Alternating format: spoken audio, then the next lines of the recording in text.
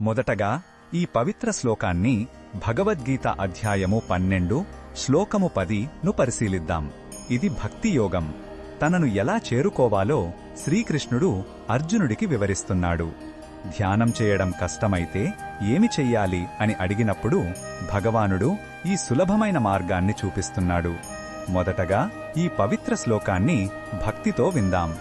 అభ్యాసేప్యసమర్థోసి మత్కర్మ పరమో భవ మదర్థమపి కర్మాణి కుర్వన్ సిద్ధిమవాప్స్యసి.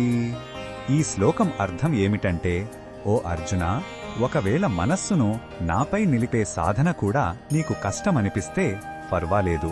నువ్వు చేసే పనులన్నీ నాకోసమే చేస్తున్నావని భావించు. నీ ప్రతి కార్యాన్ని నాకు అర్పించు. అలా నాకోసం పనిచెయ్యడం ద్వారా కూడా నువ్వు పరిపూర్ణతను అంటే మోక్షాన్ని పొందుతావని కృష్ణుడు హామీ ఇస్తున్నాడు.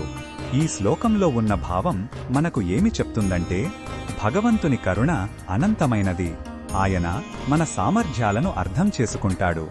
ఒక మార్గం కష్టంగా ఉంటే ఇంకో సులువైన మార్గాన్ని చూపిస్తాడు.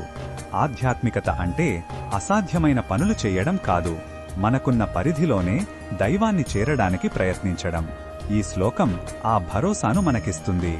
ఈ బోధనను మన దైనందిన జీవితంలో ఎలా ఉపయోగించుకోవచ్చు అంటే, మనం ఏ పని చేసినా అది చిన్నదైనా పెద్దదైనా దాన్ని భగవంతునికి చేసే సేవగా భావించాలి. ఉదాహరణకు, ఆఫీసులో మన పనిని నిజాయితీగా చెయ్యడం, ఇంట్లో కుటుంబాన్ని ప్రేమతో చూసుకోవడం, ఇతరులకు సహాయం చెయ్యడం, ఇవన్నీ భగవంతుని సేవగానే భావించవచ్చు.